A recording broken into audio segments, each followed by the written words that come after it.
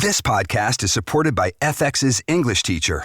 Last year's critically acclaimed series returns to follow Evan, Gwen, and Marky as they vie for their students' divided attention. See why Cosmopolitan called its premiere season a masterclass of comedy, while Glamour raved it's the year's funniest and most heartwarming new comedy series. FX's English teacher. All new Thursdays on FX. All episodes now streaming on Hulu. For a limited time at McDonald's, get a Big Mac Extra Value Meal for $8. That means 2 all-beef patties, special sauce, lettuce, cheese, pickles, onions on a sesame seed bun, and medium fries, and a drink. We may need to change that jingle. Prices and participation may vary. I'm always looking for ways to show my cat how much I love her. And with Fancy Feast Gems, I can pamper her whenever I want with a savory gravy on top of a gourmet mousse pâté. The pyramid shape makes serving simple, so all I have to do is peel and plate to make mealtime feel extra fancy. And with 2 entrees in every pack, it's easy to turn every day into the extraordinary.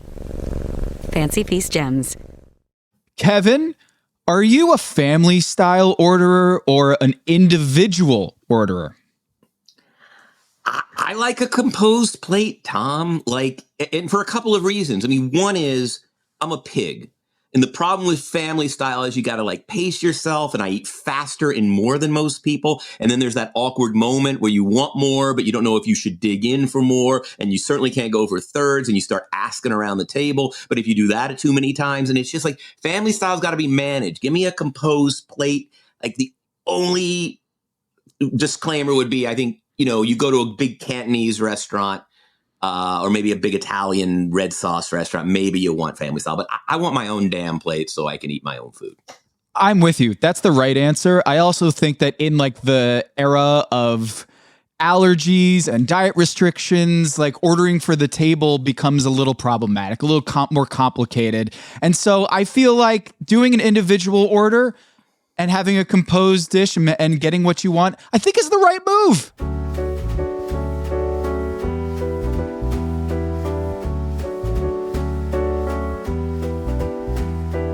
This is Pack Your Knives. I'm Tom Haberstroh. I'm Kevin Arnovitz. And we are back. How about this? Kevin, welcome back to the show. Thank you. You've been watching, in which I haven't watched Top Chef without covering it in something 8 years or so. Kevin, how are you and how has it been? Oh, it's been good. I was a little late. I waited about 4 weeks. I got real busy right when it opened. Or hit the air. And so I was a little behind, but then I have this kind of wonderful rainy afternoon of back to back to catch up on the first 4. And it kind of works as an immersive experience. So it reminded me of the old days when we, first came upon the show. It was in Miami when we were down there together. And you just do those binge watches, which I think for a competition show, I hadn't done that in a while, but it really works. Within one afternoon, I went from not knowing anything to being up to date to being completely vested. So what are some of the advantages of that? Is it that storylines kind of flow through from episode to episode, or is it just you kind of retain a lot of the character studies that they're doing, that you feel like you're not losing any sort of momentum going from episode to episode? I mean, I think that is right. I mean, it's exactly what it is. It's just, it's getting into a good novel on a beach vacation where you can literally read 4, 5, 6 hours a day and you're just in it, as opposed to dropping in for 45 minutes to an hour every 7 days. It's just natural. It's why people binge. There's the compounding factor of concentration, right? So if you watch one and then you watch another, the second evokes the first, and then the third evokes the second. And I think it's just that. It's the great sort of human psychology of binge watching. I've felt like this season of Top Chef has been a little bit secluded from Canada. I haven't gotten a lot of Canada this season. Don't know if you felt the same way. What are your first impressions of Destination Canada this year? I mean, I think I'm getting enough Canada. And I say this as a huge fan of Toronto and food, and I think they've done a nice job of kind of celebrating the tapestry that is kind of the Toronto food scene. We've had our poutine, we've had our maple syrup I'm good. Like I think there is it was actually quite heavy early, and I like what they've done, which is they kind of they pack the dorky local culinary thing in the first few episodes, and then you just kind of get on with the business of Top Chef, the business of restaurant wars, these important, it becomes more about the chefs than the place. And I think you need the place to sort of usher you until you know enough about the chefs, until you have a sense of their tendencies and their profiles. And so I think they kind of did it very nicely that way, right? So hit place early, and then the actual characters take over. Yeah. I felt like the poutine episode and the maple syrup, I felt like they were coming out with like the heavy hitters in the beginning at like first couple episodes. And I guess from a strategy standpoint, you want to lure and kind of hook the viewers in and establish a sense of identity and establish a sense of place. But I was also worried that, hey, did they bust it out a little too early? Like an NBA coach busting out all the plays in November and letting everybody see a little early in the season what you're trying to get. You're trying to build these habits, but you're also kind of giving away a lot of your trade secrets. But then again, this season, I think has been pretty strong. The chefs have been pretty strong. I drafted Katiana #1 overall in the draft this year. And then Tristen kind of fell in sort of the middle of the pack.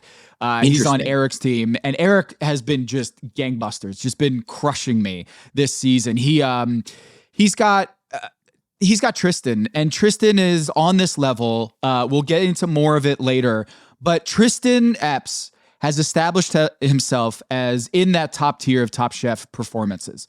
Last 5 episodes, he's got 4 wins. And Kevin, what really strikes me about this guy, I don't know how you felt, he's got so many different cuisines that he's pulling from. He doesn't even like the food that he's cooking. I know. And he's producing dishes that Tom Colicchio is saying it's the best he's ever had, Kevin. I think we're seeing greatness. Every couple of seasons, you get just an absolute legend. I mean, Buddha being the most recent example. Mm-hmm. But we are seeing, this is one of those, when Kobe did his string of 40-point games, right? I mean, we are observing greatness. As you said, 4 out of 5 wins. And the non-winner, as you pointed out in your essay at the Substack, at the Packing Knife Substack the other day, is the non-winner was a cured mackerel dish with charred pickles and a vichyssoise that Tom Colicchio calls one of the best things he's ever eaten, and that's the dish that didn't win. He does this Figgy Duff braised lamb, which, as you said, he doesn't have a damn bit of interest on Canadian desserts. So what the hell is a Figgy Duff? He crushes that. Gets assigned Greek food, which about in terms of, kind of style and aesthetics is about as far away from Trinidad as you can get. He comes out with the charred octopus with that caramel olive glaze. They crush that. He does the Lamachan lamb pizza with the anchovy ranch. Doesn't even like that. Mm-hmm. Wins that. And then you get the grilled mushroom escovitch, which we'll talk about later. I mean, he is on a run that, again, it's not that he's just versatile. He's interpretive. He's an interpretive chef. Any pitch, any count. We've talked about that in the past, Tom, right? Like people and what I also love is he kind of knows the game too. This isn't one of those, hey, if I go down doing something, but then at least no, he doesn't do that. I mean, he is incredibly strategic. He understands the parameters. He knows intuitively what the judges are looking for. And you also saw the poise. And he is never at all. He's able to be authoritative. He's able to tell teammates, hey, look, this is how it's going to go. He's able to say, get Massimo in here now, but without any sort of hysteria. With the utmost professionalism. I mean, he's the full package. And I got to tell you, Tom, I think it's a superstar league. I think Top Chef is a superstar league. I want to watch, I think it's a dynasty league too. Like, I want to watch dominance. I don't want parody. I want to watch a chef I'm going to remember forever. I want to watch a chef who I'm going to start following on Instagram. And I don't follow many people on Instagram. I follow a lot of golden retrievers. I don't follow a lot of humans. And I follow like architecture and shit, And like, hey, here's Greg Maddox talking about, a change setting up he Barry wants Bonds. through. Barry, exactly. But I want to watch dominance, and I don't need the suspense. I want to watch a chef that is going to go down in my canon as just a reference point for my viewing, for my cooking, for how I approach things. Like I want to watch dominance And with Tristen Epps, we get to watch dominance. You asked me to predict. I don't know. You're much better at the probabilities. Well, does he have an 80% chance of winning the season? 70? That's an interesting question. But I just know that we're watching greatness in terms of Top Chef competition. And that's what I want. And and now it's gotten to the point when I sit down and watch, I'm not thinking, who's going to win today? It's what is Tristen going to do? Yeah. That's what I'm watching. Yeah, and that's a real testament to his talent, and I think he's extremely likable. I find that his personality, he's just a winner, and he's not someone who's like Vinny, where it comes off as a little pompous or coming off as kind of full of himself. No, he knows what he wants. He knows what he's going to do. He's authoritative. Kevin, you're in a locker room with Vinny and Massimo, and you've got to kind of rally them together and have them like in line. That takes a certain personality. I'll push back a little bit. Like, I think we got a little bit of that of Vinny early, but like, I think like Vinny, he got humbled a couple times, right? I don't find an unlikability there. He was very compliant when kind of in Tristen this episode, took the controls. Yeah. I mean, but like also, like I think the last couple of weeks that's been brought down. Like I'm not finding Vinny to be the villain. Like, And there's some self-deprecation there. Like I like Vinny more now than I did 4 weeks ago. And actually starting to like him quite a lot. Like I like the food. He's deferential when he needs to be now. Like I think he's got some flaws as a competitor. Like I don't think he's a guy who reads the challenge necessarily at an elite level. For instance, even just we'll talk a little bit about like kind of the proportions, but I'm not anti-Vinny. And Massimo I kind of just buy more as comic relief than I do villainous. I love him. He's fun, man. He's great. He's a great character on this show. He's like a cartoon character of like, oh, we want this like loud Italian from Montreal and just this the energy, and he knows it, and you said it about Vinny too. He's self-deprecating. He's self-aware about who he is. Yeah. I think if you could combine all the cultural stereotypes of a loud Italian and a boorish Quebecois guy, like you've essentially created Massimo, and for all of that, I actually quite like it as a shtick. As a shtick, I like it as a supporting character. Yeah, he's of course we'll talk about it, front of house for this episode. He was born to be front of house. I felt like that was from the very first episode of this season. I was like, oh, that's the front of house guy if he makes it to Restaurant Wars. But I want to back up here for a second, Kevin, as a LA based journalist and writer and someone who's very into the food scene in LA. Are you familiar with Katiana and Kat Turner's restaurants? And were you excited to kind of see their journey this season? Because I was pretty bummed to see both of them exit as soon as they did. I'll tell you how bummed I am to see Katiana exit. In my kitchen, where I keep sort of old takeout containers, you will find not 3 or 4, but like 9 or 10 Yangban Tupperwares. Because during COVID, particularly late COVID, Yangban was such a fixture in our house. Like, and I'm going to go through some of her greatest hits. I mean, I don't even think Katiana, fans of her on the show, understand that her baked sea bream with the chili daikon, toasted breadcrumb, she like clearly brined it. It was my entree. It was the entree of COVID for me. I ordered the baked sea bream, an avocado and pear salad with that good hot mustard vinaigrette. I ordered that literally twice a week to my house during COVID. Like Yangban, and then what was great about Yangban, and I don't think people realize the full extent of it, the genius that was Yangban in its first incarnation. It's had several incarnations. She has a bit of ADD as a chef, you can tell, because so the first incarnation was, hey, we have these composed plates, but then it's also Yangban Deli, where she did this Korean Jewish deli hybrid. And so what was great about Yangban was I would order the entree. I ordered the baked sea bream, and I hope she's listening. Like the baked sea bream with that avocado pear salad was like the perfect meal. It was a perfect meal. And then what I also got delivered at the same time was, oh, by the way, so that I can munch on it for the rest of the week, throw in a half pound of the organic egg salad that she did with, and she did this like this smoked trout schmear with like horseradish and creme. It was unbelievable. Divine. And she also had this divine. Chicken kale salad. It was like It sustained me through COVID. Yang Man was there was a time where that was the most important restaurant for the better part of, she had these like garlic soy carrots that she did as sort of a deli side, like kind of like, like it was, Yang Man was amazing. And then what she did is she turned it into more of a refined restaurant. And actually I did eaten there with friend of the show, Mina Kimes.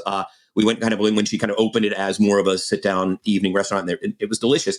And then she closed it again and it was supposed to reopen. But then I saw a notice last week that I believe it might be, they're kind of looking around for a new space or something. But Yang Man was called Yang Man Society, actually. It was the most important culinary institution in during COVID for me. Like she's a genius. I was very, very disappointed to see her go. And actually, like you, I probably would have had her as a top 3 pick going in. And I was also quite surprised to see her go.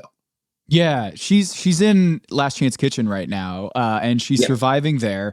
Unfortunately, she had to go against Kat, which seems cruel considering they're neighbors in LA. And I guess Katiana, she goes by Kat too, which I've learned. Kat Turner was telling me that they're both Kat, but because on the show they can't have two cats, so they had to choose one with the full name. So they go Katiana.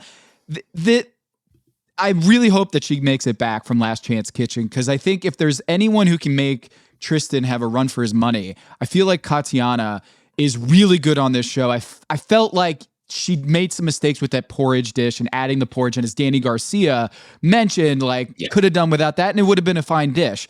I want to see her back in a way that like Kristen Kish or Joe Flam coming back from Last Chance Kitchen, that is the chef I think they do not want to see come back in the competition. Yeah. Now I've not eaten. Kat Turner has a place people really like a lot called Highly Likely, and it's actually not far from us. It's up in Highland Park on a stretch of Figueroa. Mina loves that place. That place. Yeah, it's a great. I'll tell you what it is. It reminds you of. It was one of those things where I went to for the first time. I got to visit Melbourne, Australia, right before COVID in 2019, and Melbourne is just sort of famous for these all day cafes.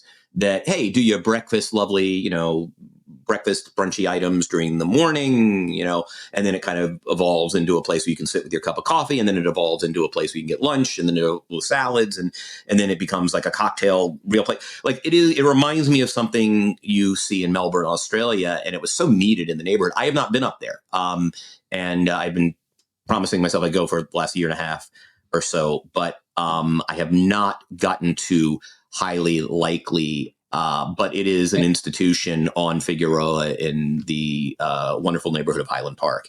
And were there any other chefs that you were familiar with or interested to see in the competition this year, or were they all new to you, Kevin?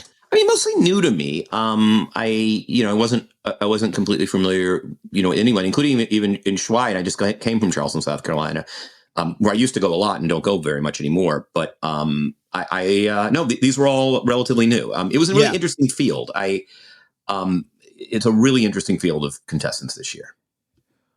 Also, we had some interesting guest judges. Of course, Danny Garcia was for the pickle episode a couple weeks ago. Sarah Bradley was there, and she came onto the show and talked about her appearance in Top Chef Destination Canada. We also had Michael Cera and Amy Schneider for the trivia episode a few weeks back. So I feel like I don't know, are there any Canadians that you're like, you have a list here that you'd love to see on Top Chef or have an appearance as we wind down the Destination Canada portion? I mean, I don't think so. Like, I'm trying to think if there was like a draft in my head of power rankings of like Shea Gilgeous-Alexander, maybe. He might have been. You know what?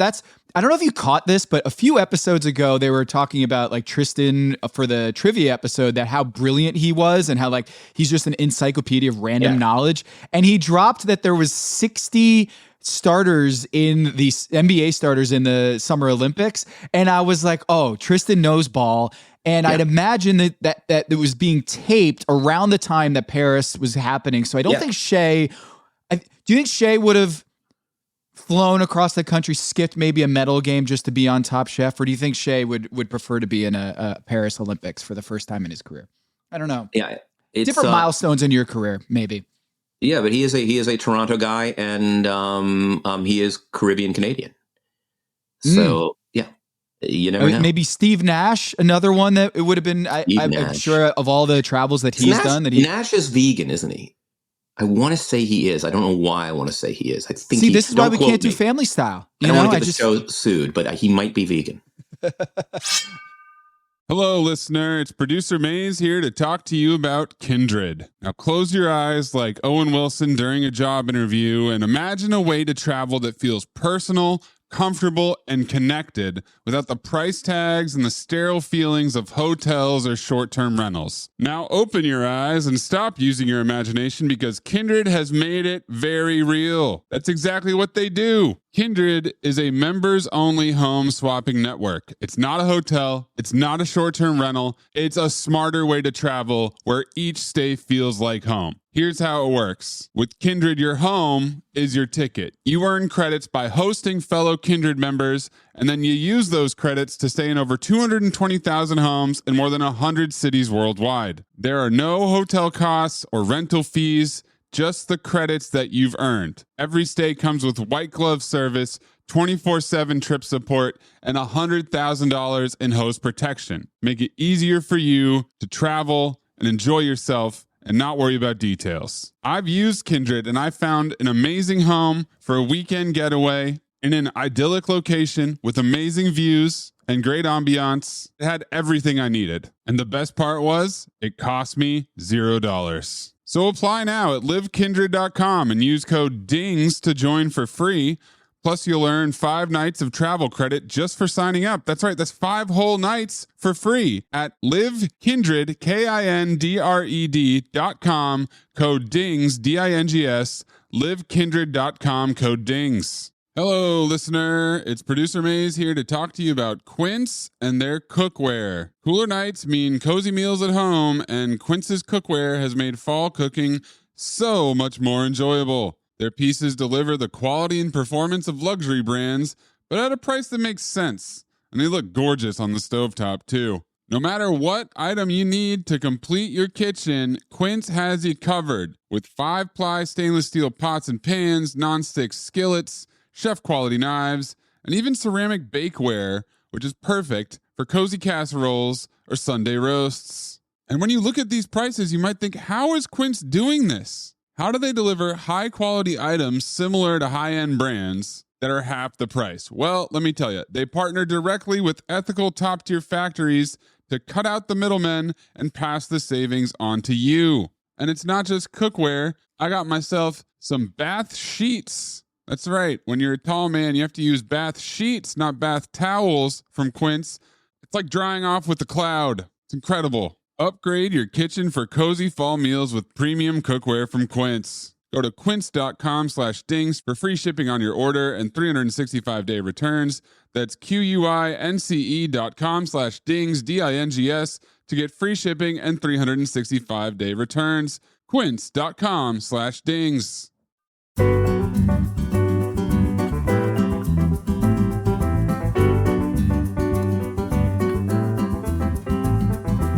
Well, you know what?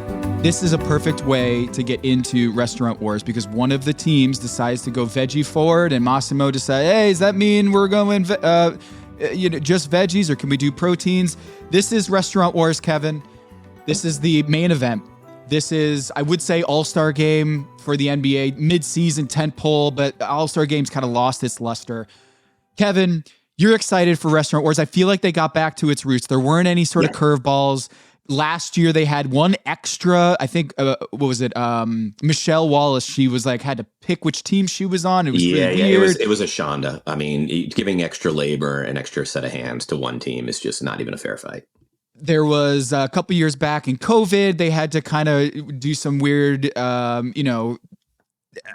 adaptations to the times that we were living in, but we're back. It's Restaurant Wars. They do drawing knives. There's no draft here. They have to draw knives, and so it's a completely random thing, but Tristen has immunity, and I love that Vinny called it out. He's like, strategically, I don't want to be on on Tristen's team, because that means math-wise probability 33%. If you're on the losing team, you're going home. I don't want to be with Tristen, but it turns out he's with Tristen along with Massimo, Lana, and on the other team, team 1 is Bailey, Paola, Schwei, and Cesar. So, Kevin, right off the bat, What are your thoughts on these two teams? I'll just give you the numbers here in terms of the fantasy points. Team 2, Massimo, Tristen, Lana, and Vinny have by far more power in the they have 101 points going into this competition, this episode, and Team 1 had 67. So almost twice as many wins and points that they've accumulated throughout the season. So on strength alone, it seems like Team 2 was better off, but I do think there were some bigger personalities there than in Team 1. Yeah, I mean, I think it's our old friend Brian Windhorst, right? Like, give me the team with LeBron James in any series, and I think I'm at the point where give me the team with Tristen Epps, right? Like that team's going to win. That team's going to win. I'm sorry, especially if you install him as executive chef. I agree with you. It was very refreshing to see Vinny recognize that you have a 1 in 3 chance of going home. I also don't think it's a coincidence that Vinny, who might be the most strategic competitor and thinking about things like that, chose the very, hey, I'm going to be a line cook. I'm going to execute one dish, and it's not going to be the worst plate on the thing. And you can poo-poo it as, it's not, you want to see someone say, go big, go home. No, it's Restaurant Wars.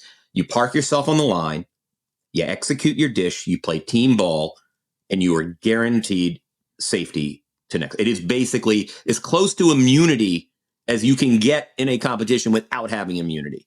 Is I'm going to be the line chef to the best, to the competitor who's to the best person in the best chef on the show who's going to be my executive chef, and I'm going to execute. Like, that's what I'm going to do.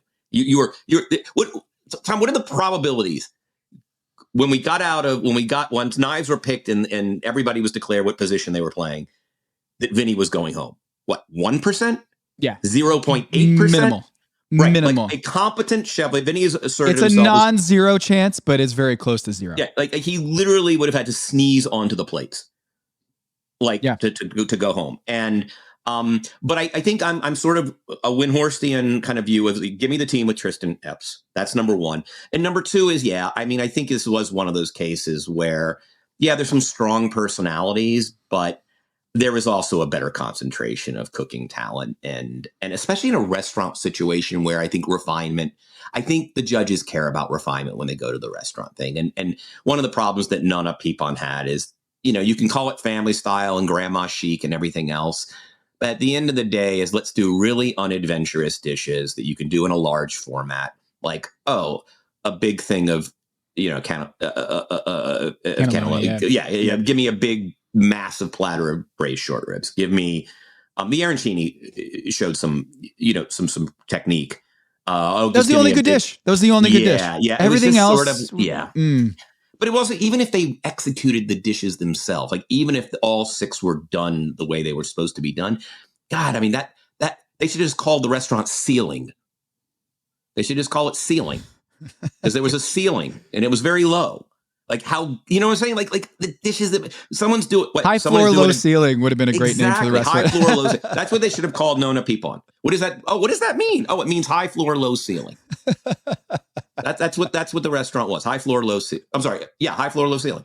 Yeah. It was safe. Nothing seemed super inventive. They did do a hybrid, kind of like a fusion between Italian and Latin food, where it felt like, okay, this makes sense from a cohesive vision. But then the grandma chic, while I loved it, and they had that cute counter, which was adorable. I liked that.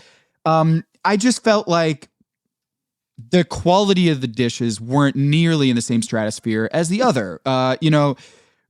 Flora and fauna, which was, they were garden forward, veggie forward. There was a little bit of disagreement in the beginning. Shout out to Magical Elves. They got some drama there about the disagreements where Massimo was like, hey, I got this idea. How about this? We do six dishes, 3 courses celebrating the stages of Canadian history, French and English. And I'm proud of Vinny and Lana for being and Tristen for stepping up and saying, you know what? Let's do a vision that we can all bring something to the table. And I thought that was great. Lana has been dealing with Vinny, I think this is the 3rd time she's been paired with Vinny, and I think they have a good rapport. They have a good chemistry together. They know kind of this working relationship where it's kind of yin and yang. Whereas, Massimo comes in with an idea that they don't really love, and they told him about it, and that's the sign of a good team. I think so. And even Massimo, like, he backed off. I mean, I think Masato was very aware of his absurdity. And like, I think once it came out of his mouth that like, you're probably the only person here who has an intimate interest in Canadian history. No disrespect to the fine neighbors to the north.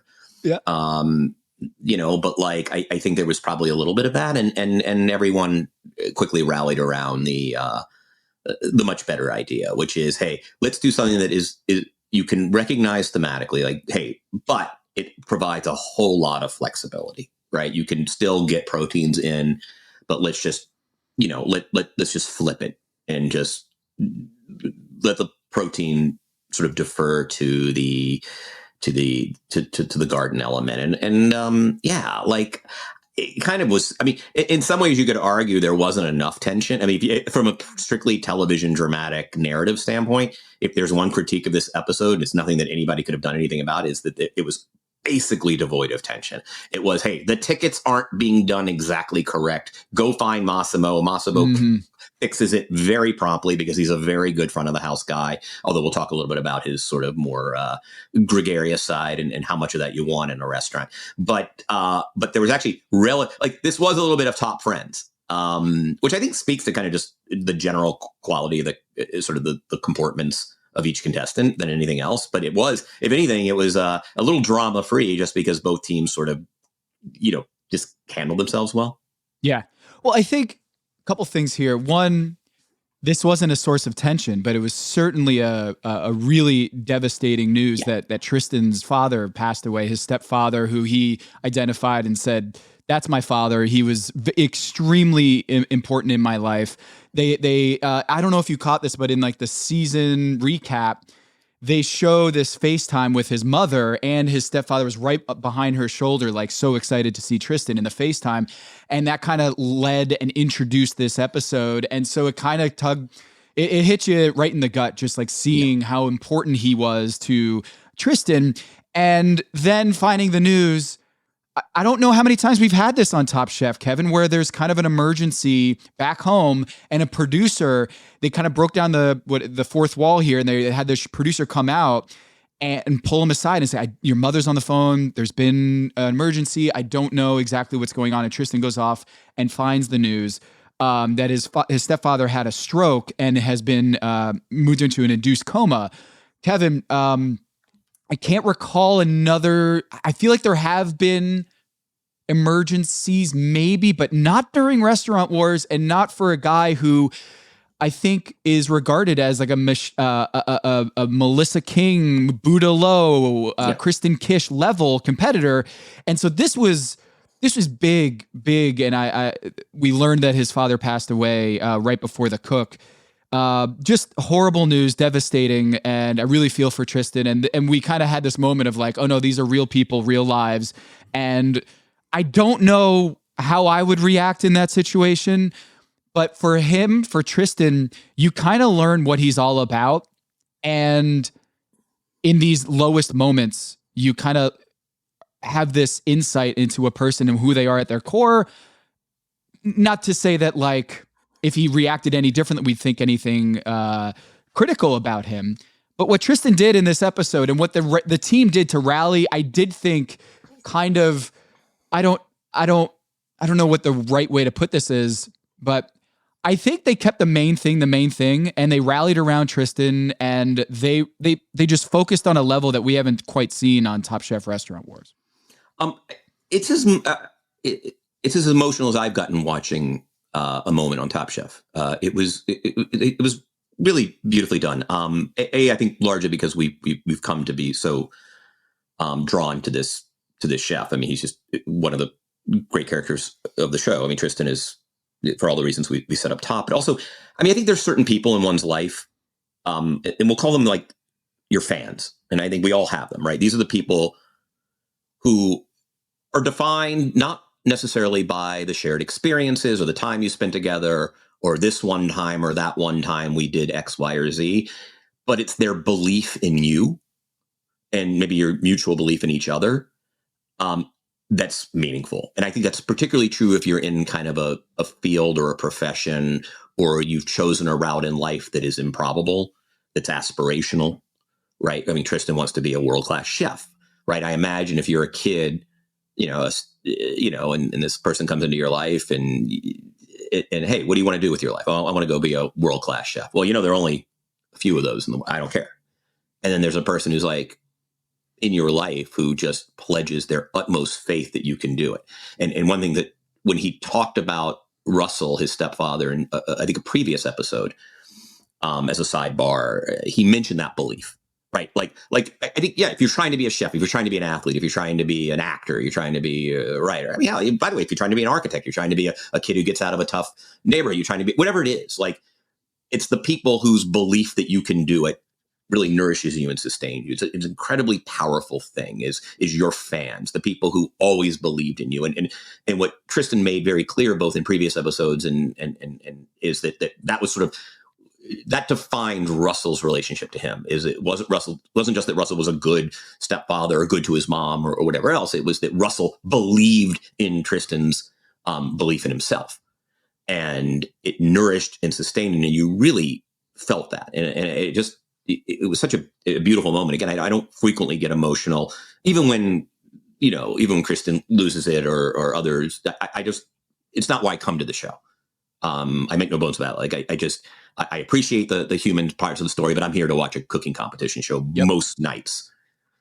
Not last night. Like I think that it was so beautifully rendered, and it was that belief, right? Like they really captured the nature. What made Russell so important to Tristen was the belief that Tristen could aspire and achieve what he wanted to aspire. And that was really cool. And I know that there's probably a lot of decisions behind the scenes about how to handle this situation. You're in the middle of Restaurant Wars. This is the apex of the regular season, so to speak. What do? Do we, if he needs to leave the show, he's free to do that? Or do we tell the judges? Who do we tell about the news? Do we tell the contestants? All these things that seem trivial because of how earth-shattering that news might be. But I really think that the Top Chef Magical Elves team, they handled this beautifully in a way that I think paid tribute to Russell and Tristen's family, but also I felt like the judges table moment when he broke the news to the judges and then they found out afterwards. I just thought that was, you said it, a hugely emotional moment. Seeing Tom, Gail, Kristen, all these people that have meant so much to us over the years and watching this show, and seeing them pour their hearts out for Tristen, who they've only known for a couple weeks on this show, I think really speaks to just meeting the moment. And I really felt like the production team and everyone, the support team, the support staff around Tristen and the show, they answered the call here. And it was a really huge moment for the show and huge moment for Restaurant Wars, and just the confluence of events here was something I can't remember, Kevin, on the show. But like, I do think that Vinny, he got teary-eyed talking about Tristen and the loss of Tristen's father. And I do think that, to what you're talking about earlier, Vinny has really had this nice redemption arc of this season as I think Tristen told him, sat him down, and said, "Hey, Vinny, enough about talking about your mentors and the dishes you used to make at restaurants. I want to see you cook your dishes, your story."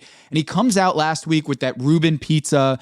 And then I think he starts to really kind of the insecurities that he might have been having, or the sort of the sheen, or this sort of attitude that he had earlier in the season, which we've seen worse attitudes over the years of Top Chef.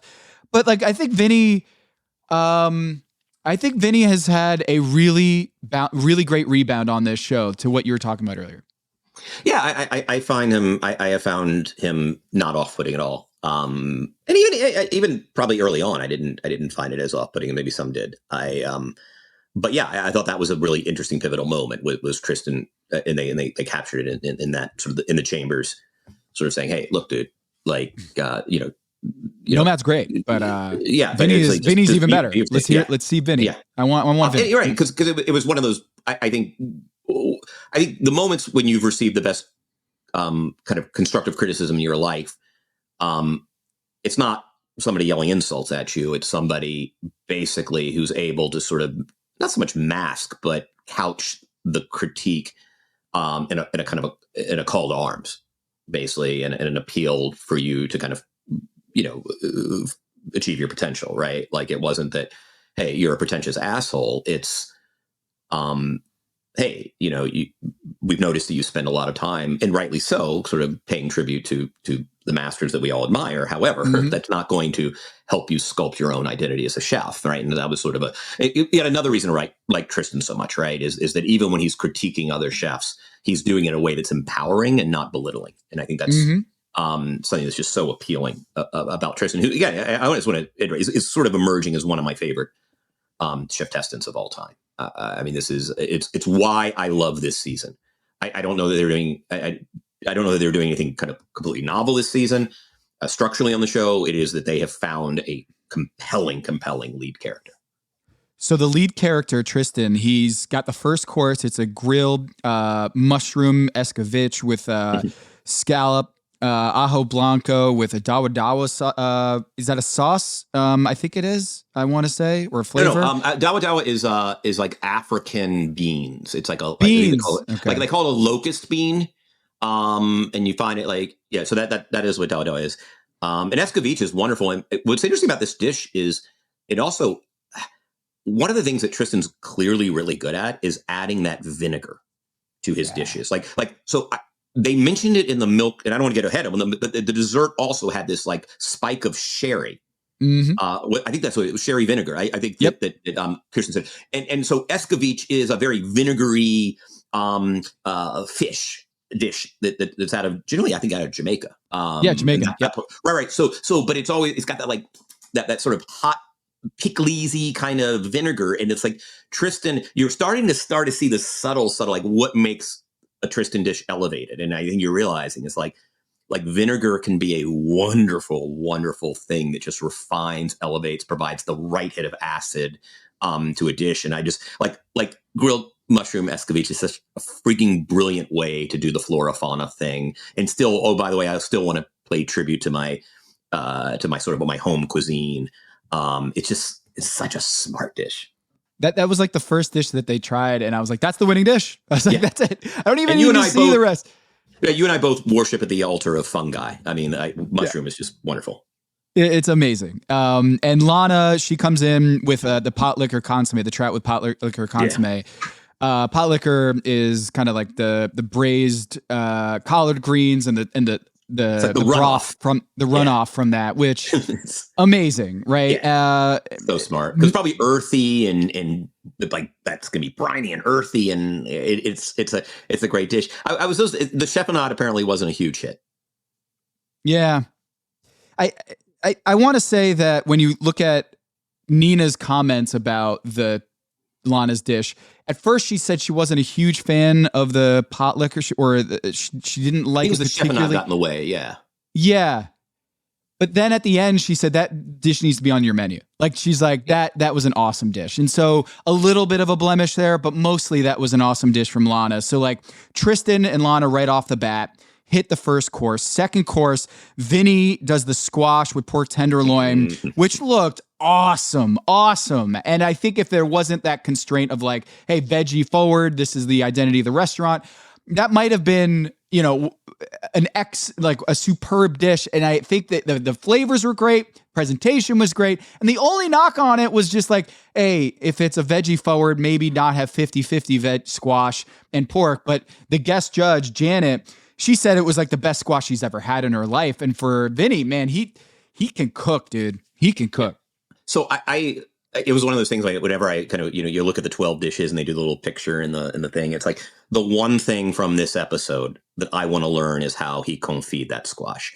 Because squash has just become a great, it's kind of one of our kind of it's not even a vegetable. I mean, it's basically a carb disguised as a vegetable because it grows, but it's the high sugar content and it's not really green and, whatever. But I just cook so much of it now because it's such a great conduit for other stuff. And I did this mint pomegranate pesto that I put on grilled squash or roasted squash. And I am dying to know. So if Vinny is listening, I really want to know if is it like just straight up olive oil? Did he is it a broth? I mean, how did you, because it was so, you could almost see the sheen on it. It was just so gorgeous. And I have this, I'm going to push back on one of the judge criticism.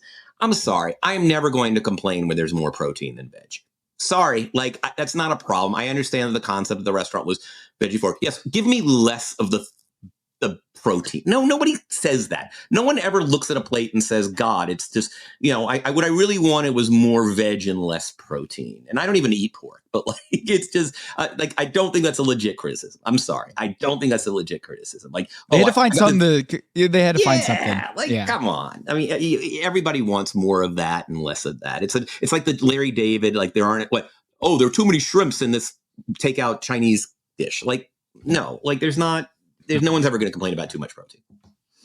I'm with you, and it looked like a Frank Lloyd Wright presentation. It just looked awesome. It was really well done. The presentation was great. Lana comes in with the truffle potato celery root pithivier, which was with lamb jus. It was another hit. Lana has been kind of Eric and I were talking about coasting isn't the right word. She's just kind of. She's under the radar. She's someone that's been in the middle for most of this season, not too high, not too low. And she might have this turn. Adrian had a similar arc in her Adrian Cheatham, where it was she's putting out good food. It's not hitting the highest of high notes, but I feel like she could come on strong and have a late surge and really get into the finale here. And this, I don't know the choice about truffle, but they didn't seem to mind it. That was one of the tanking ingredients from a few episodes back, and she nailed it. It was another good dish. Yeah, she is. It is that arc that we've noticed in past competitors, right? Which is you pretty much play error-free ball. Aspirationally, I think your dishes are really high concept and smart and original and yell refinement. And you're consistently the third or fourth best chef of the day, right? Mm-hmm. Out of 9, out of 10, out of 12. And then what happens is you probably I think if she's in the finale, I don't think any of us are surprised. She's clearly got it together, and she will consistently, but she will finish just behind. It's that second tier, error-free ball, maybe, slightly under-seasoned at times, or there's, the chiffonade, because raw greens are kind of just aren't the most palatable, and that's clear what Nina kind of responded to negatively. So there's the smallest of small errors, which is the chiffonade is just not crazy about, right?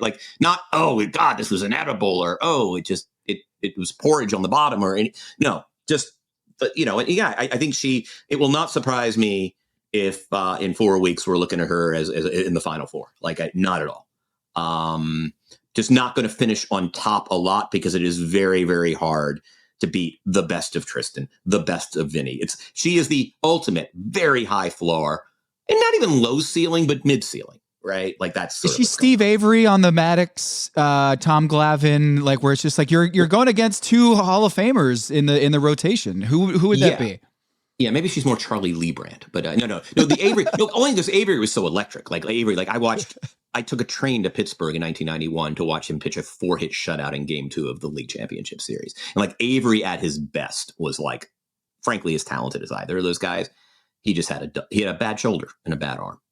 He couldn't sustain it. But so you would say talent wise, he's up there with Glavine and I Maddox? think Avery as a young ace. I mean, people forget, he was spoken of even more so than Smoltz. Avery, because he was a lefty, it was that snap lefty cut. He was insane. It just his body couldn't hold up, right? It was just one of those guys that just didn't have that. But Avery at his best was just an absolute witch. Let's talk about the Maddox here, the all-timer, the cerebral Tristen with the dirt, milk chocolate custard, caramelized parsnip, rich, but has this inventive, we've all had the dirt dessert before. I think we've all had some version of that at a restaurant. and it didn't come off as tacky or cliche or anything like that. The judges ate it up, and he had 2 dishes that probably stood out as elite dishes on the team, and he's the winner here, despite the devastating news of his father passing. And I feel like Tristen, I don't know, there's not too many people who could have done what he did, leading a kitchen. I could see someone being like, look, guys, I can't cook the dishes today. I will run the kitchen, but like I don't have the capacity, the energy right now to just do what I need to do to put out those dishes. No, he was the executive chef, and he was the winner on this episode. And just kudos, hats off to Tristen, man. What an performance in this episode. Any thoughts on the dessert here from Tristen? It was, he's very good at finding, and I mentioned it earlier, that sherry, right? He's very good at finding the one little detail that is going to make the Kish Colicchio coalition smile. Like, it's very clear that like sort of the Easter egg, the really literary screenwriter or novel, sort of TV writer drops for the 2% of the audience who will understand it, and it won't be obtrusive to anybody else, right? Like, he's very good at finding the subtle little thread to add to a dish that yells to those chef judges like, yes, I am at that level. And yet no one else is going to find it offensive. No one else might even notice it. It's like a little Easter egg, right? Like they're eating and they're like, ooh, like your decision to do that. Wow.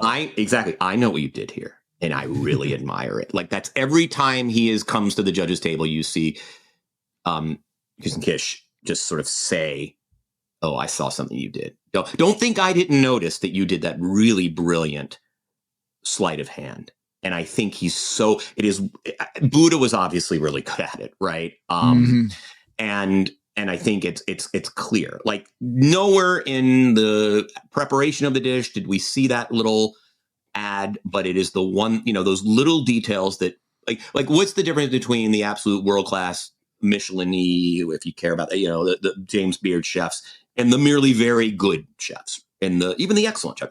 It is those little small things, and I think he clearly has them. And in the sherry and this dessert, again, this is one of those moments where the only bad thing about Top Chef as a concept is you and I can't taste the food. We can sit here and talk and speculate, but we're not there. But yeah, that's what, again, just another area where he's just clearly heads and shoulders above the rest of the competition.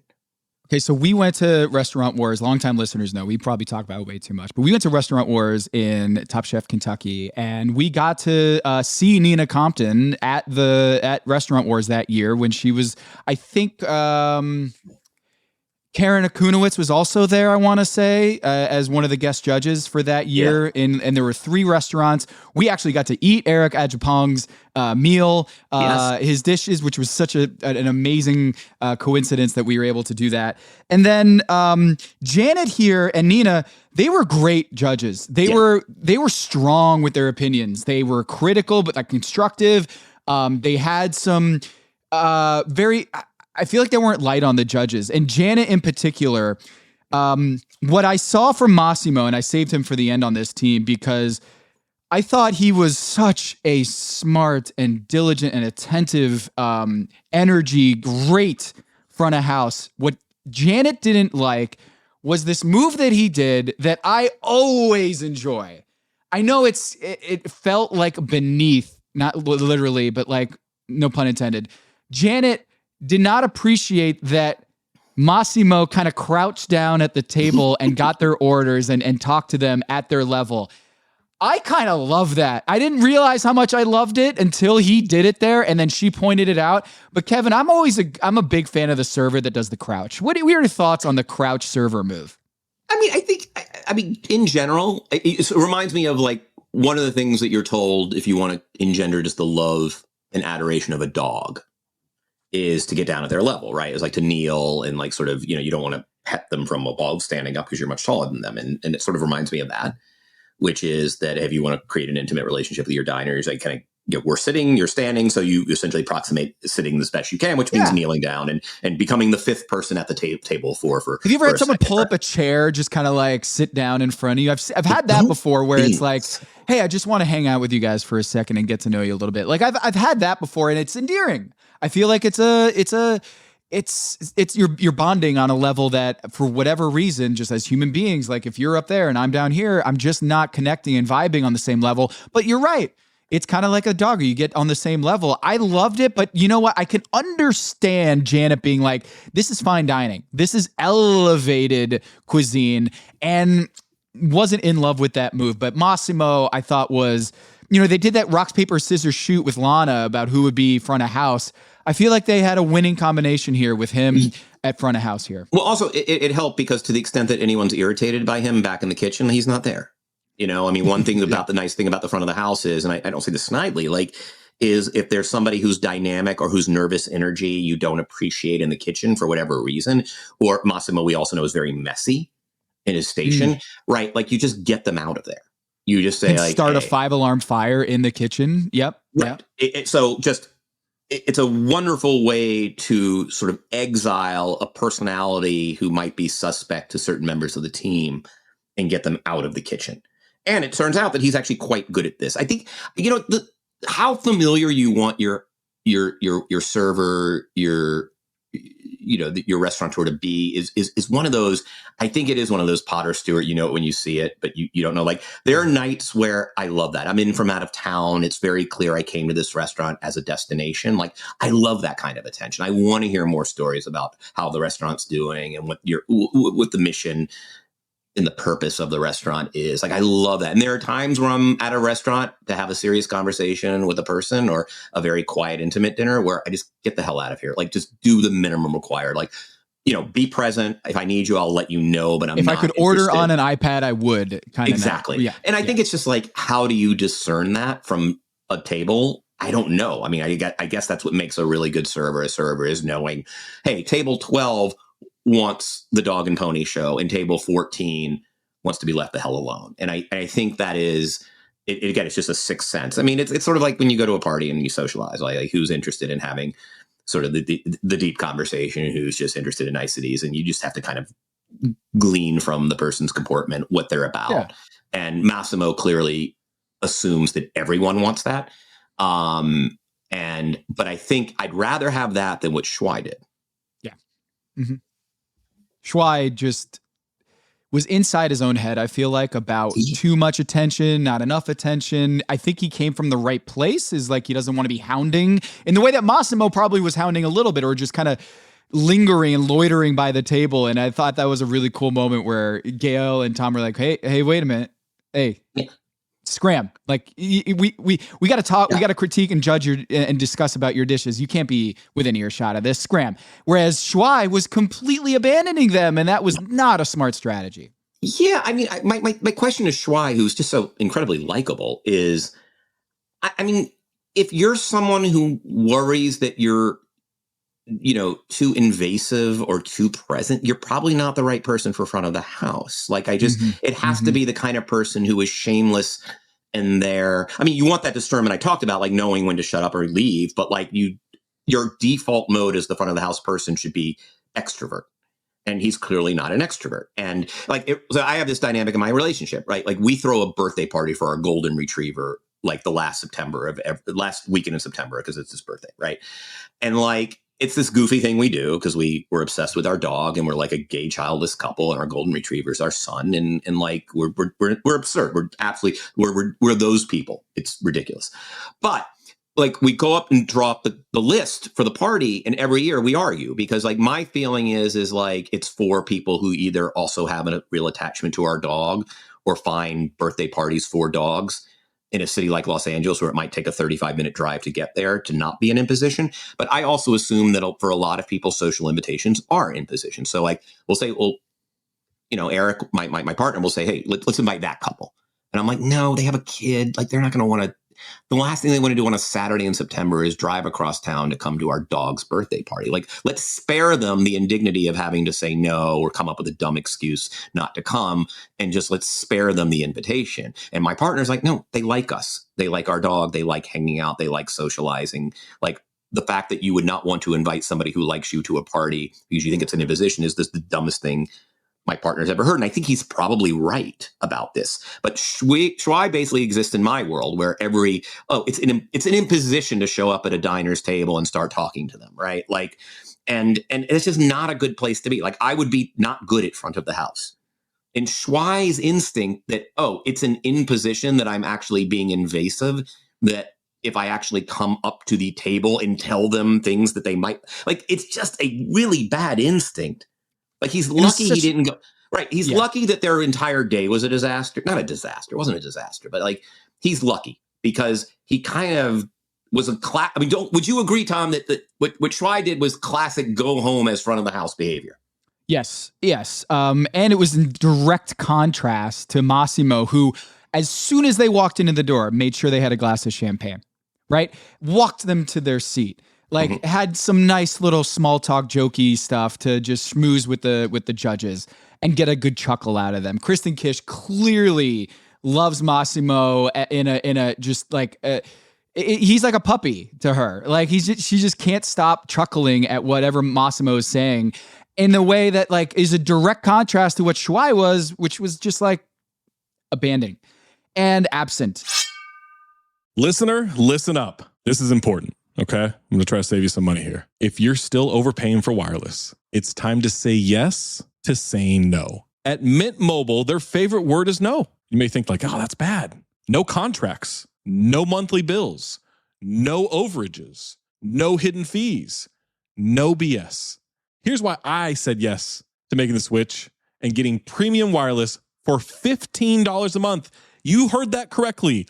$15 per month. Ditch overpriced wireless and the jaw-dropping monthly bills. And of course, there are all these hidden fees and stuff, but at Mint Mobile, plans start at $15 per month. All the plans come with high-speed data, unlimited talk and text. You're not doing like weekend and nighttime minutes or anything like that. And it's delivered on the nation's largest 5G network. Use your own phone. Don't have to get a new phone. Use your own phone with any Mint Mobile plan and bring your phone number along with all of your existing contacts. I switched months ago. People have asked, did you actually switch? Yes, I actually switched months ago, and I don't know what to do with all this extra money. I've cheated the system here. I've rigged something. This is an Ocean's 11 situation where I'm stealing wireless from Mint. That's how good a deal it is. Ready to say yes to saying no? Make the switch at mintmobile.com/dings. That's DINGS. That's mintmobile.com/dings. Upfront payment of $45 required, equivalent to $15 per month. Limited time new customer offer for first 3 months only. Speeds may slow above 35 gigabytes on unlimited plan. Taxes and fees extra. See Mint Mobile for details. Does it ever feel like you're a marketing professional just speaking into the void? But with LinkedIn ads, you can know you're reaching the right decision makers, a network of 130 million of them, in fact. You can even target buyers by job title, industry, company, seniority, skills, and did I say job title? See how you can avoid the void and reach the right buyers with LinkedIn ads. Spend $250 on your first campaign and get a free $250 credit for the next one. Get started at linkedin.com/campaign. Terms and conditions apply. Finished training for the day? Time to fight post-workout fatigue with Core Power Protein Shakes. They're packed with 26 grams of high-quality protein to build muscle and electrolytes to help hydrate. The nutrition you need to help your body replenish, rebuild, and repair post-workout so you can power on to the next one. Champion your recovery with Core Power. Visit corepower.com to learn more.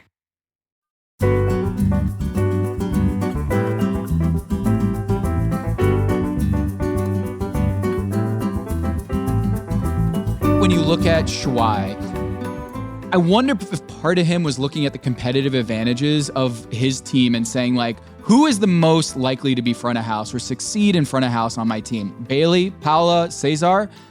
Maybe I'm the most likely to succeed in front of house. And even though he has a great story about why growing up in a communist country, like why he's predisposed to having this bubbly personality, or making the best of a situation. I didn't feel like he would be top 3 on my list of the larger competition to be front of house. But then again, I'm trying to think, like, do I want maybe Bailey would be great in that role. Maybe Paula. She's opened up a bunch of restaurants. She seemed like a natural fit to be the executive chef. So she's the executive chef. Shawai takes front of house. And I got to tell you, Kevin, like, I graded all these dishes, and the only one I think the judges liked was that Chipotle chorizo arancini that Bailey made. Yeah. Otherwise, I just don't think the other dishes landed. I think they lost the competition the day before. I think here's my theory of it. I mean, I agree that I think we both agree that the aspiration for each dish just wasn't high enough. Like, it's just, at the end of the day, it's just homey dishes that you can make in a big format, right? Like, they were not going to win with that menu against the Flora and Fauna menu anyway. But I think where they really lost the competition was the day before. And it was the moment they decided not to split up. Right. And Flora and Fauna did something very smart. Again, they sent Massimo off because Massimo can be irritating. And but you know what? He's hyper. And you know what hyper people are really good at? Running through a Whole Foods by themselves, talking to themselves. Yeah. Procuring all the produce you need at Whole Foods for your prep, while the other 3 people took care of the more specialty items. They went to kind of the lovely St. Lawrence Market, St. Lawrence Market, which is where I've been in Toronto. And what did the other team do? We're a team, so let's have 4 people do the work that can be done by 2 people redundantly. Go to multiple stops, not even realize till later, oh shit, we're running out of time. Oh, and by the way, even though we're sending 2 of you back to start prep, you're not going to have the essential element you need, which is cleaning and deveining God knows how many pounds of shrimp. So Shawai's sitting there with his thumb up his ass. Oh, you wonder why the aguachile was joyless and unseasoned? I don't know. Maybe because the poor guy who was charged with creating the dish and producing the dish, not at the end, ultimately he was going to be the front of the house. So, yeah. It's 55 minutes. They're coming in with groceries. Cooking is all about time management. Yes, it's about inspiration. It's about creativity. It's about execution, of course. Yes. But at the end of the day, it's why I was so exercised last year when they had a 5-on-4 competition. At the end of the day, it is about labor. It is that you have X number of, basically, I always say this, like cooking a big dinner party, whatever, it's a series of 12-minute tasks. Chopping the shallots, deveining the shrimp, whatever it is, right?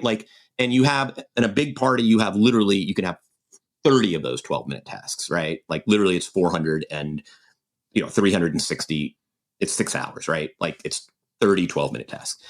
And every one of those you can knock out the day in advance, an hour in advance, the morning of, 2 hours before people come so that everything's done, clean, whatever, is a moment you're closer to your goal of actually producing really good food for a lot of people.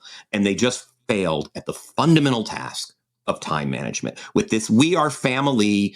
Hey, we're all going to go together. No, don't go together. Split the hell up. Multitask.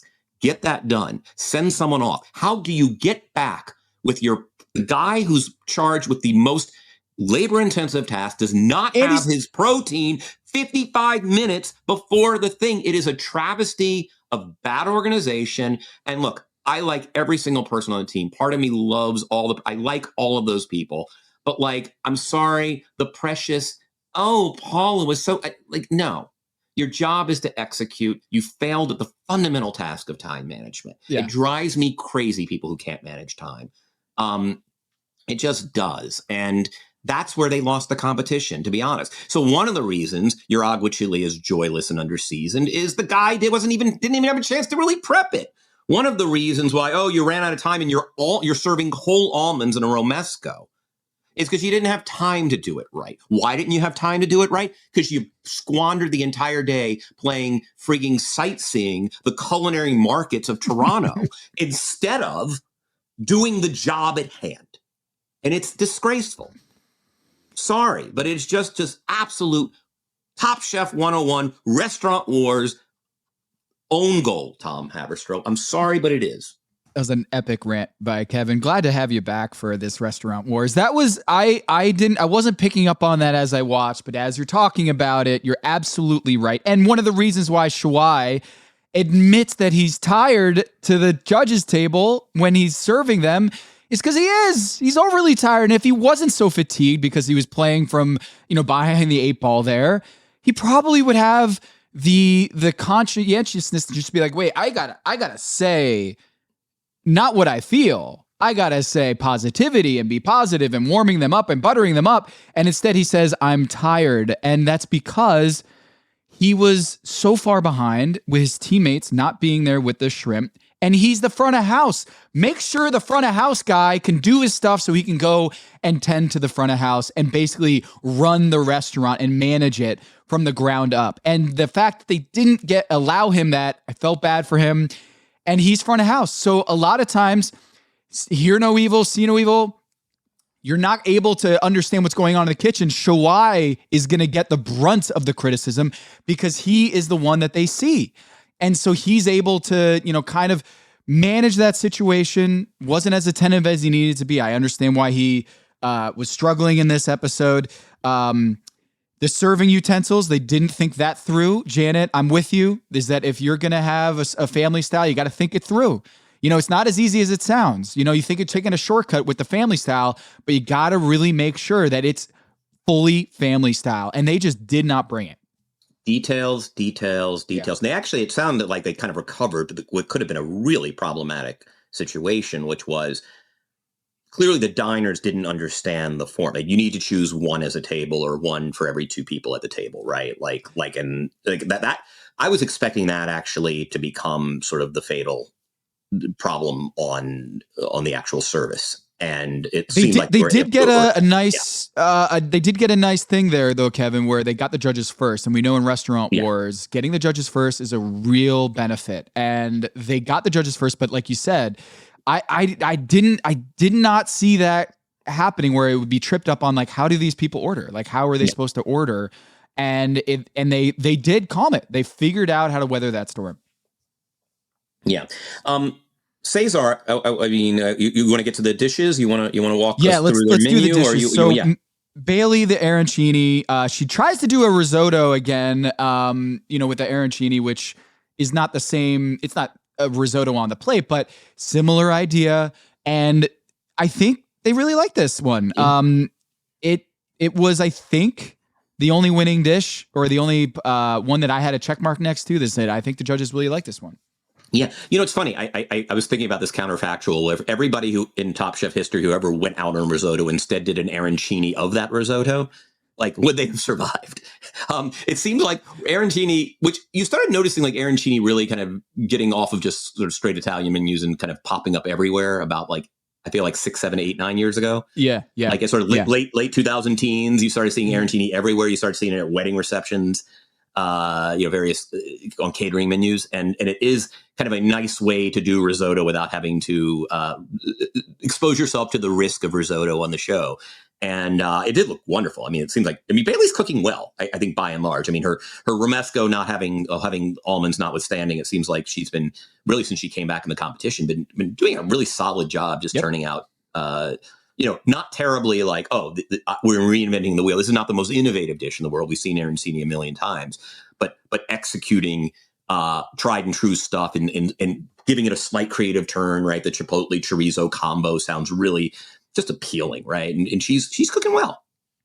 The cannelloni, like you said, the almond, they did not enjoy the whole almond that she had, and there was a Kristen joke there about I like cold nuts, but balls. Not warm wet balls. Yeah. Wet nuts, wet balls. Nuts. I forget. Yeah, wet whole nuts. Not a fan of that. And I was picking up what she was putting down there, and I felt like it. She explained it at the judges' table why it was whole, and it was just kind of the blender. What was it? The blender didn't.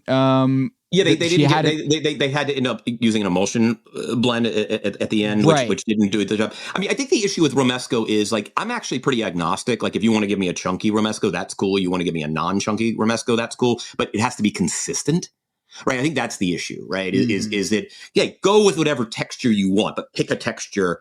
And if it is that texture, if it's it's going to be finely chopped, then fine. Then it's finely chopped. It's finely chopped throughout. If it's going to be bigger chunks, great. If it's almost indiscernible romesco, where it's like almost the equivalent of creamy peanut butter, great. But if I'm having a creamy peanut butter, you can't give me a chunk of peanut or a whole peanut, no less. So I think that was sort of the issue, is not so much like that it was just that it was completely inconsistent. Yeah, and Shawai, we already talked about the Fruity de Mar with the aguachile, and got into why that wasn't a hit. Cesar with the ancho braised short rib with polenta. I love that Nina got to critique the polenta, because one of my favorite dishes in Miami was the polenta board at Macchiolino by Mike Parolo, who's kind of Nina Compton's like protege over at Scarpetta in Miami.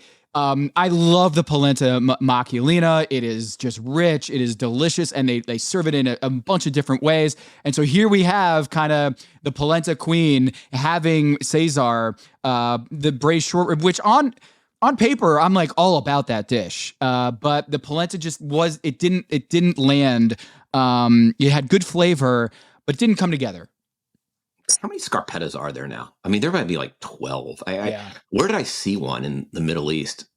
I was like, oh, really? Like Dubai or Doha? Like that thing is everywhere. It is just everywhere. I was just thinking, I hadn't thought about it since you mentioned it, but it was like, God, like Scarpetta is just like one of those like empires. Like 3-4 continents now. Anyway, just got me thinking. But yeah, Cesar's funny because. And we'll get to the churro texture was off, but they actually said it was quite tasty, irrespective of what it was. He didn't nail the churro-ness of it, but he's another one of those who's cooking, who has kind of, he has some real, he's not, I don't want to say it's one of those, you don't want to say coasting, but he's pretty good at not being the worst chef of the day. And so we're now at the point on the other side of Restaurant Wars where I'm curious to see, I mean, if you had to do a kind of like if I were to ask you who's the next chef to go home, that's always an interesting question in this competition. And Cesar, I love Cesar, man. Yeah, he's been pretty good at not being that guy, right? Yes. He's kind of the Kawhi, the temperament, disposition, maybe, but like the peaks of Kawhi is up there with Jordan, with KD, with LeBron. The peaks of Cesar, when he's doing that dill ice cream or the pickle ice cream that he did, where it just like blew everyone's minds. He's had some dishes where he goes for it. The salmon, I'm curious what you thought about the salmon cappuccino thing that he tried to do last, where it was like, I love the sentiment. I love the aspiration. I think Cesar also might be one of these chefs I've noticed. And actually, when you look at his two errors, sort of the churros, he didn't nail the texture and the polenta wasn't great. Everything you just said about what you've loved from him happened on individual plates. He's one of these top chef competitors who's not great at cooking at scale. He had to do polenta for like 100. He had to do churros for 100, right? Like, or however many diners they had that night, right? At Restaurant Wars. But as the competition gets closer to the finale, typically you get out of a lot of these large format challenges, right? The food fairs, you're going to be doing canapes for 2,000 people, or I don't know, the entire population of Cape Town or whatever the hell it is, right? Like, and he might just be one of these chefs where the minute it is, it's top caterer, he falters. But like, I have no doubt that if you ask Cesar to make polenta for the two of us tonight, it would be perfect. Right? Like if he was on the finale, I feel like he could, if he was just say, hey, make the best 5-course menu of your life. Exactly. I'm putting Cesar on the top 3 in that big board. But like on this competition, on this challenge, you're right. He has an issue with doing scale. Yeah, scale is an interesting. It's not something that a lot of chefs where it's like, and it's just because even when you have like we're having a dinner for 8 here on Saturday night. It's a totally different event than cooking just for one other person. Ball game. Right. Like, okay, so now am I firing 8 pieces of fish? Hell no. Like, I'm not doing that. I'm not running a restaurant here. Like, where's my one pot action? Like, give me my New York Times cooking app and, oh, good. I can make 4 pounds of chicken in one oven, right? Like it's a totally different skill. And I think Cesar struggles when it's top caterer, or for that matter, top restaurant. He's really good when it's top chef. Yeah. He's safe, but Paula with her dessert, because she's executive chef. She's running the restaurant. Shuai says that Paula was a part of the seasoning, or she was in charge of making sure that was well seasoned. She got knocked on that. The torta de noche tres leches was too dense, soggy, and there was when Tom was describing it as like, it kind of felt like the cereal that was soggy at the bottom of a milk bowl, like a bowl full of milk. I was like, ooh, I kind of like I don't mind that so much. Like when I get Cheerios in a bowl, do you let it soak for a bit, or like Life cereal, do you let it soak for a bit in the bowl, or do you immediately, as soon as it hits the milk, you're drinking? And I know you're a half and half cereal guy. You should always have cereal with half and half. But it's very funny. I was in a Sky Club yesterday, and at the Atlanta Sky Club in Terminal A, they have a Cinnamon Toast Crunch, which is just one of the greatest substances ever produced at scale. Yes. Talk about mass-produced processed foods. There's nothing better than a Cinnamon Toast Crunch.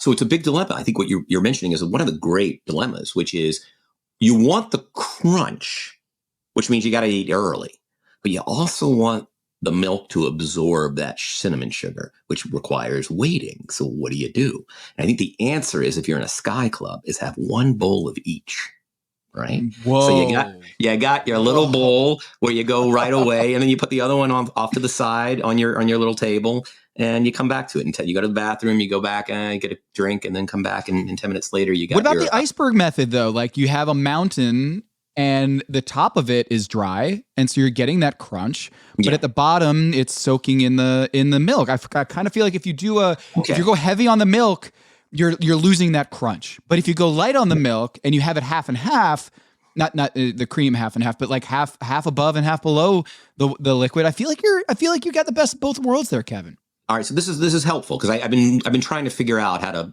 I went with the two bowls, but that's not always practical. I appreciate it.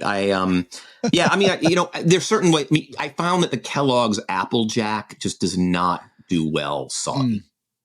Like that's one where you really want that milk because that Applejack milk is about as good as it gets. But I just find it very off-putting. A soggy Applejack is just not appealing. No, you're right. Now that you mentioned it, or Kix, like a soggy Kix doesn't work. Yeah.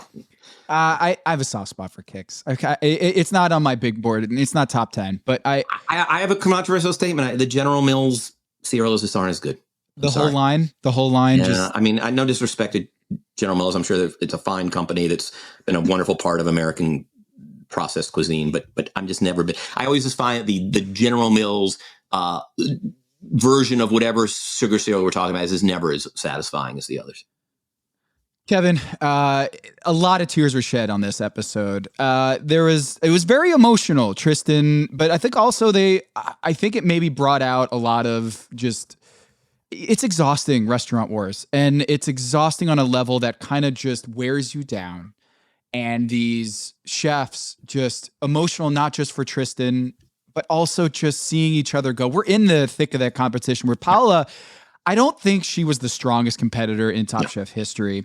I also think that I think she put herself in a solid position here by being executive chef. I don't think she was the worst executive chef we've ever seen, but you could tell that she really meant a lot to the other chefs in this competition. Bailey was like straight up. Bailey was like, I want to say something here. Paula did a great job, and it did get accounted for in the discussion, the debate, but ultimately the time management that you said, the seasoning, and she was in charge and making sure when the dishes went out that they were tasting well, that the quality was up to a level. I felt like Paula, I would not have been surprised if Shuai went home, but Paula, at this point in the competition, she hasn't brought a fastball as fast and as high heat as a lot of these other chefs have done. So at this point in the competition, if the track record is ever brought into that conversation, and we saw Sarah Bradley on this show talk about, like, she does think in her heart of hearts that the track record is kind of involved in the judges table, even though they won't admit it. Yeah. I feel like Paula going home felt, I don't know if justified is the right word, but I wasn't surprised to see her go home this week. And at the risk of being uncharitable, Paula seems like just a delightful person and to be around and everything else. But the bottom line is she hasn't really made a memorable dish all season. The bottom line is typically just by virtue of math and everything else, when you get to 8 contestants left, there's always one who's truly been sort of outrunning the bear, as you like to say, or outrunning the person who the bear got, but not really distinguishing themselves. I can't think of one interesting dish that Paula's produced. Maybe interesting conceptually, but just not well executed. I disagree with Bailey in the sense that I have no doubt that she was a pleasure to work with and had a high EQ, and just clearly she meant a lot to those people, just as fellow chefs, and was one of the nice things about the show. But at the end of the day, no, she didn't do a good job. This is one of the least impressive restaurants we've seen in recent years, conceptually, culinarily, in terms of even managing the logistics and details of getting food out there. It suffered at the basic understanding of what service was, people coming back with individual orders when you basically were putting forward a family style restaurant that even diners didn't even grasp. There wasn't one notable dish other than the arancini. Just the executive chef's going to go home for that. Yeah. Like again, if you, Tom, you kind of said it, 6 on 6. Of course, I don't think they won one thing. Even the arancini probably doesn't beat. Does it beat either of the first dishes, the smoked trout with pot liquor consomme or the escabeche? No. Not conceptually, not in terms of execution, not anything. I mean, Paula, while being an incredibly nice person, presided over one of the biggest, just duds. Just it was a dud. Also, one of the biggest, lopsided losses in restaurant war history. Probably the only disclaimer that everybody got along well. There have been losses that were also a product of personality conflicts, and she clearly manages personalities exceptionally well. And so let's give her that. And that's probably clearly the root of Bailey's sadness. I mean, Paula's is a hell of a person, but I'm sorry. This is a cooking competition show, and non-up peep on low ceiling, low floor, frankly. I mean, it just was it was nothing. It was, they didn't do a hell of a lot there. Kevin, there's 7 chefs remaining. There's Last Chance Kitchen going on. Tristen or the field? I'll take Tristen. Yeah. Although you're a field guy, right? I mean, it is true. Like even in, you throw a 66 win team in it. So, I mean, typically speaking, so tell me, you're much better at this. Like you've looked at the history, you have a better grasp of probabilities. I mean, my instinct is, Tristen, but anything can go wrong in 7 weeks, right? Yep. Gregory Gourdet and Katsuji Tanabe are the only 2 Top Chef competitors that before Restaurant Wars had won 3 out of 4 elimination challenge in a 4-episode stretch, is on a heater on the level of Tristen coming into this episode. They didn't win Top Chef. Right. Neither of those guys. And it speaks to, you have to be peaking at the right time. You can win 20 out of 21 games at the end of the regular season, like the JJ Redick Philadelphia 76ers. And at the end of the day, all that matters is that you have your health and you're performing when it matters most. And Tristen, as good as he is, I had to think about it. Tristen or the field. Normally you'd say a dude who has 4 elimination challenges and probably 5 in a row with a quick fire win on his belt as well over that stretch, that he is no doubt the odds-on favorite here to win it all. But Katiana's there lurking. Cesar has a really, really high peak when he's got it going. Vinny has shown on this series that he can hit those notes as well. I still go Tristen. I think I take Tristen over the field. And one of the reasons I would take Tristen over the field is, again, I don't see I like Cesar. I like Vinny's game a lot, and I think he's starting to really, come on. I don't know that there's anybody in the field who intimidates me if I'm Tristen. That's the problem, is I don't see a number 2 who's shown sustained dominance at any point in the competition. I mean, Katiana was quite good, but she makes a couple. I mean, she does fly a little too close to the sun. There are always a couple odd head-scratching decisions, which is part of the whimsy of her food. I mean, it's one of the reasons she's such a great chef, and it's one of the hardest things in Top Chef is to sort of She took a licorice dish that won exactly. What? Who does How do you do that? Exactly. But, taming that inspiration is the hardest thing in Top Chef. And it's one of the things that makes Tristen, who puts anchovy ranch, who does that? Well, he does that, and he does it without any controversy at the table. Adjepong had this great line where he was like, if this is how he cooks with food he doesn't like, what's he got in his back pocket ready for when it matters most? Like, he hasn't even cooked the food that he loves yet, because he's been just on this run of like, hey, we're going to give you your least favorite ingredients and you're still going to win with that. So I kind of feel like Tristen has another level that he can get to in ways that separates the good ones from the great ones. Look, and the bottom line is, you said it at the top of the show. We're now in a phase where the guy has cooked the best dish in a crowded competition that isn't even down to beyond 8, 5 weeks in a row. Yeah. All right, so he won out of 12 chefs, he had the best dish. Then out of 11 chefs, he had the best dish. Then out of 10 chefs, he had the best dish. Then out of 9 chefs, he had the best dish. Then out of 8 chefs, he had the best dish. The 2 weeks before that, he finished in the top 3 or 4. It is a level of dominance, and there is no. I mean, look, there are no disclaimers. I mean, it is a level of dominance we have never seen. I so appreciated that post of yours from the other day, and again, as you say, he's doing it in all kinds of different contexts. So I'm having as much fun. It is a superstar league, Top Chef, and I am enjoying the exhibitions put on by this particular superstar. Anything this season that you watch and you're like, I can't wait to bring this up with Tom on the show? Anything this season that you were like, ooh, is there an article or research or any sort of curveballs thrown in that you were like, ooh, that's really interesting? This episode, I wrote it down. The budget that they had, I think it was at the St. Lawrence market, each team had $2,300 to spend. And I immediately thought of you, Kevin, because I was like, ooh, I would love to know that meeting of like, how do we set the budget? Because $2,300 seems very like particular of having a budget at $2,300. Maybe it's US Canada dollar to Canadian dollar. I was trying to figure that out. Like the loonie to the US greenback. I think it might. That would be my guess. Is 2,300 was okay. It's and I don't know what the exchange rate was that particular day, but it might have been. That was my best guess. Is because I had the same exact reaction, which was, oh, they're doing dollars to dollars. It was like, I was like, wow, I want to be a fly on the wall to discuss like how they figure out those budgets, because it's one of those things that Adjepong always talks about is like, you don't realize because it's not cooking, but like the whole foods and the budget and the shopping, all that is super stressful. It's maybe the hardest thing on the show that you just No, it's don't. why like I go crazy on scallops right now. Like for whatever reason in Los Angeles, we're West Coast. There aren't a lot of scallops in this part of the world. And like, it is like, it's gotten to the point where it's a dish I love doing, kind of a little appetizer. Everyone gets their little seared scallop with my little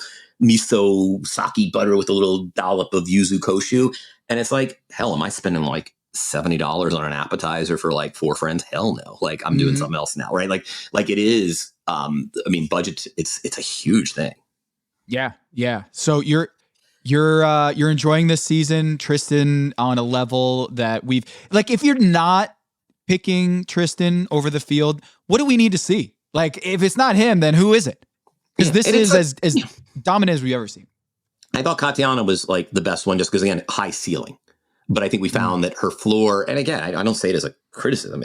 She's a. I mean, look, I love her food was the most important thing in my food life for like a year. I mean, I can't tell. I was a Yangman Society maniac. But yeah, she every once in a while, hey, there's a the thread kind of gets away, and it's then you end up with porridge or whatever the hell.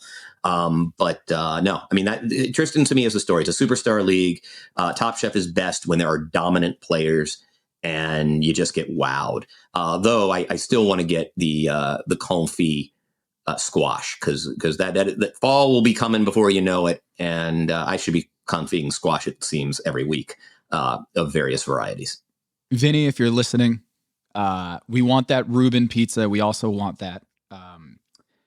that squash recipe. How you put that together? The comfy. Anything else, Kevin? You're going to be back next week. You're pinch hitting. Eric is shooting Wildcard Kitchen season 3 out in LA, and he's wall to wall. He went to the Lakers game on Wednesday night, the finale of the Lakers season. So that was such a treat to see on his Instagram that he was able to go. And he's fantastic. He's taping. You're going to be back next week. You know what? I don't have any notes on the preview for next week's episode. No, I have no notes either. I do want to say, Eric, I saw Eric a few weeks ago because I went to his event. Ghana to the World is his new cookbook. And as has been discussed here, and he had a wonderful event at Now Serving, which is a very small cookbook shop in Los Angeles' Chinatown. And it has just become one of those great civic institutions. I mean, they do events, even though they can't fit more than 15, 20 people in that space. It's become just such a hub of so much interesting conversation and cuisine. And I just had such a blast seeing Eric present the ideas behind Ghana to the World, which is now sitting on my shelf, and I'm about to do his duck and his yam dish. It is on the agenda. I'm going to start cooking out of this book. I had such a fun time eating in Ghana. I had such a fun time reading this book, and so it was also just thrilled to see Eric. And I'm glad. I'm honored to be sub-hosting for him. Well, we can't wait to have you back again next week. Thanks for doing this. And Restaurant Wars, we did it. Yep. This was really fun. Kevin Arnovitz, I'm Tom Haberstroh, and this is Pack Your Knives.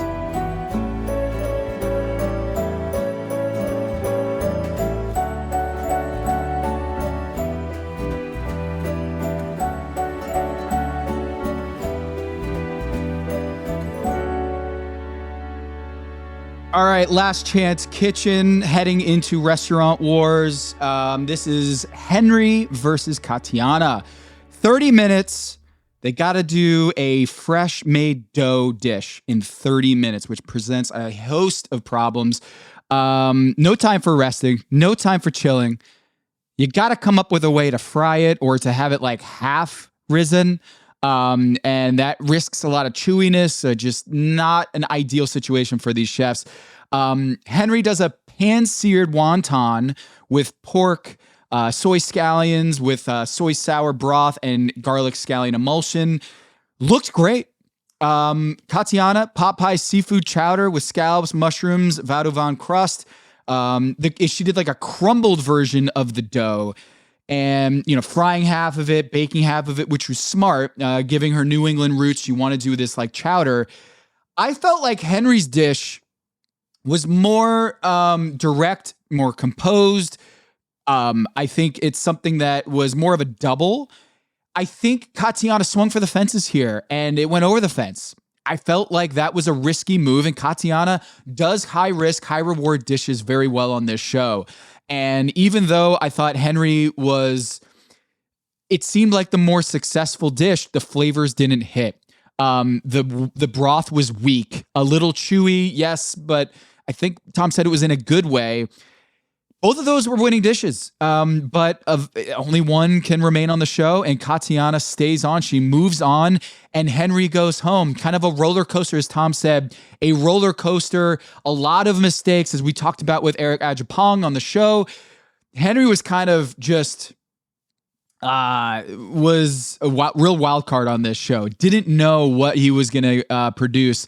Had some obvious I guess curveballs is the right word, when his teammate Shuai just threw out his mise en place and his onions for his dish. That was not something I would like to have happen to me, but Henry persevered enough to get $10,000 in quick fire money, and he goes home with $10K in his pocket. So a good performance from Henry. I'm going to try to hit up the restaurant that he does with Evelyn Garcia. A good showing from Henry.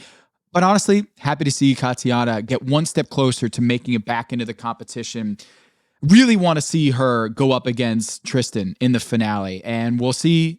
She's going to go against Paula. I think it'll be quick work. Katiana, I picked her number 1 overall for a reason, and she's showing out 2 wins in a row here in the Last Chance Kitchen, and lots of dad jokes from Tom Colicchio and the squad. So we'll see next week. Katiana versus Paula after Restaurant Wars. Can't be too far away from someone re-entering into the competition.